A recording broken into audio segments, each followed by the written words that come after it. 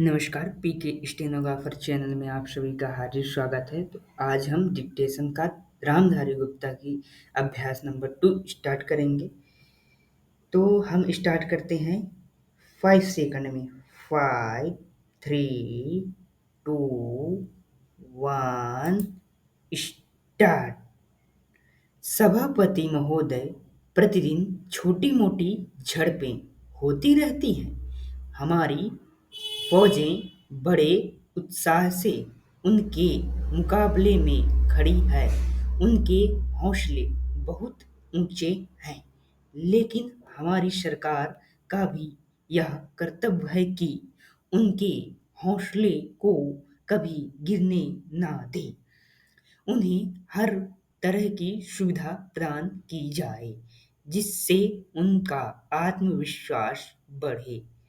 मैं मंत्री महोदय से अनुरोध करूंगा कि सरकार अपनी नीतियों के प्रचार का काम ठीक प्रकार से अपनी फौजों से करे।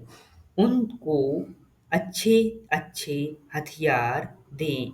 अनुसूचित जातियों और आदिवासी जातियों के आयुक्त ने जो अपना प्रतिवेदन प्रस्तुत किया है, उस प्रतिवेदन को देखने से यह प्रतीत होता है कि इसको तैयार करने में उन्होंने बहुत परिश्रम से कार्य किया है। इसके लिए मैं उनको और उनके सहयोगियों को धन्यवाद देता हूँ, परंतु साथ ही इस प्रतिवेदन के संबंध में कुछ आवश्यक निवेदन भी करना चाहता हूँ। पहली बात तो यह है कि इस प्रतिवेदन को देखने से ऐसा प्रतीत होता है कि इन कार्यों के लिए जिस धन का उपयोग होता है, वह 3 साधनों से उपलब्ध होता है। केंद्र सरकार द्वारा, राज्य सरकारों द्वारा और कुछ गैर सरकारी संस्थाओं द्वारा। प्रतिवेदन के अनुसार जितना धन इन कार्यों पर व्यय करने के लिए दिया जाता है, उतना धन पूरी तरह से व्यय नहीं हो पाता।